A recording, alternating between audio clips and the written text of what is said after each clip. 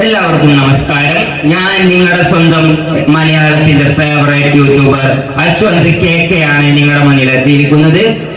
ഇന്ന് നിങ്ങളുടെ മുന്നിൽ ഞാൻ അവതരിപ്പിച്ചു തരാൻ വേണ്ടി പോകുന്നത് നമ്മുടെ അശ്വന്ത് KK എന്ന യൂട്യൂബ് ചാനലിലൂടെ നിങ്ങളുടെ മുന്നിലൂടെ എത്തിച്ചു തരാൻ വേണ്ടി പോകുന്നത് മോളിവുഡിലെ 2 സിനിമകളുടെ റിവ്യൂകളാണ്.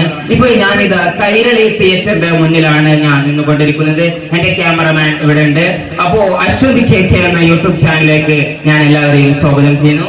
ആദ്യമായിട്ട് നമ്മൾ പോകുന്നത് ജോർജ് കുട്ടിയുടെ അറബിക്കടലിന്റെ പുലി എന്ന സിനിമയിലേക്കാണ്. നമുക്ക് എല്ലാവർക്കും അറിയാം ജോർജ് കുട്ടി is A fantastic man in the world. അദ്ദേഹത്തിന്റെ അറബിക്കടലിന്റെ പുലി എന്ന 500 കോടിയുടെ പടം ഇത് ആളുകൾ ഇവിടെ കണ്ടുകൊണ്ടിരിക്കുന്നു. ആളുകളുടെ അടുക്കൽ നിന്നും നല്ല രീതിയിലുള്ള അഭിപ്രായങ്ങളാണ് വന്നുകൊണ്ടിരിക്കുന്നത്.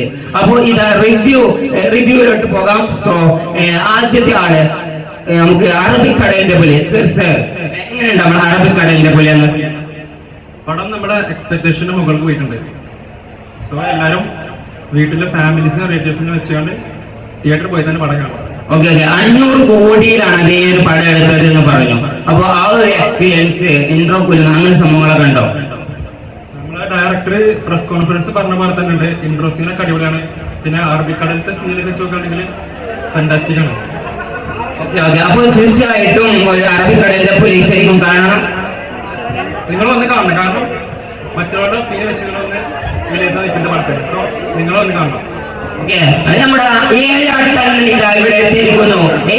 എങ്ങനെയുണ്ട് ഇപ്പോൾ മേരിക്കുട്ടിയുമായിട്ടുള്ള പ്രേമം എങ്ങനെയുണ്ട്? പെയിൻഫുൾ അറിയോ? മേരിക്കുട്ടി ഇപ്പോൾ സെറ്റ് ആയില്ല. ഇത്രയും വയസ്സായിട്ട് ഞാനൊരു 36 വയസ്സുള്ള യങ്ങാണ്. സെറ്റ് ആയിട്ടില്ല.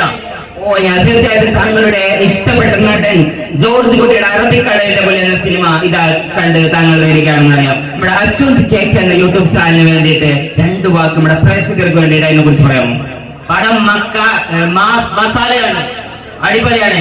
ജോർജ് കുട്ടി ഏഴാടുകയാണ്. അദ്ദേഹം ഇൻട്രോ കൊല്ലുന്ന സീൻ ആ ഒരു എക്സ്പീരിയൻസ് എങ്ങനെയാണ്? രോമം എണീറ്റ് നിൽക്കും. അത്രയും നല്ല എക്സ്പീരിയൻസ് ആണ് സമ്മാനിക്കുന്നത്. താങ്ക് യു അശ്വന്ത് KK എന്ന യൂട്യൂബ് ചാനൽ. പ്രേക്ഷകരോട് പറയാൻ വേണ്ടിയിട്ടുള്ള ഒരു കാര്യം തന്നെയാണ് നമ്മുടെ അറബിക്കടലിന്റെ പുലി എന്ന സിനിമയുടെ റിവ്യൂ ഞാൻ നിങ്ങളുടെ മുന്നോട്ട് എത്തിച്ചു കഴിഞ്ഞു. തീർച്ചയായിട്ടും എല്ലാവരും അറബിക്കടലിന്റെ പുലി എന്ന സിനിമ തിയേറ്ററിൽ പോയിട്ട് കാണുക, ആസ്വദിക്കുക. മലയാളത്തിന്റെ ബ്രഹ്മാണ്ഡ മൂവി അത് കഴിഞ്ഞിരിക്കുന്നു.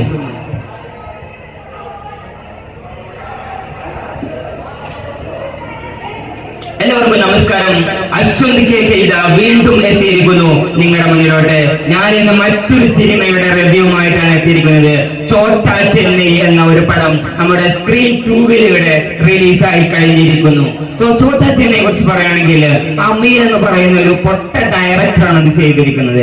അത് കഴിഞ്ഞ ദിവസം ഇൻസ്റ്റഗ്രാമിൽ ലൈവ് എന്നിങ്ങനെ കേൾക്കൊണ്ടിരിക്കുകയാണ്, എന്റെ പടം നിങ്ങൾ കാണണം, എന്റെ പടം കാണുമോ എന്ന് പറഞ്ഞുകൊണ്ട്. അപ്പോ ഇതാ അദ്ദേഹത്തിന്റെ ചോട്ടാ ചെന്നൈ കണ്ടുകൊണ്ട് ഒരു പ്രേക്ഷകൻ നമ്മുടെ മുന്നിൽ എത്തുന്നുണ്ട്. നമുക്ക് ചോദിച്ചു നോക്കാം, സർ അമീന്റെ ചോട്ടാ ചെന്നൈ എന്ന പടം എങ്ങനെയുണ്ട്? അമീന് നമ്മുടെ ഇൻഡസ്ട്രിയിൽ പുതിയൊരു ഡയറക്ടറുണ്ട്. അപ്പൊ അതിനുള്ള പ്രോബ്ലംസ് ഒക്കെ പടത്തിൽ കാണുന്നുണ്ട്. ഓക്കെ അദ്ദേഹം ചെന്നൈ ആണ് എടുത്തു വെച്ചിരിക്കുന്നത്. അപ്പോ ഏതൊക്കെ തരത്തില് നമുക്ക് മലയാളികൾക്ക് പറ്റിയ ഒരു പടമാണോ? ഒരു വിഷ്വൽ ഫീൽ ഗുഡ് ഉണ്ടോ? സംഭവം ഫീൽ ഗുഡ് ട്രൈ ചെയ്ത ഡയറക്ടർ, പക്ഷെ അത് ഓഡിയൻസ് ആയിട്ട് വർക്ക് ആയിട്ടില്ല. അപ്പൊ അമീന്റെ പടം അല്ലെ തിയേറ്ററിലെ ടൈം ഓഫ് വേസ്റ്റ് ആണെന്ന് താങ്കൾ പറയുന്നത്?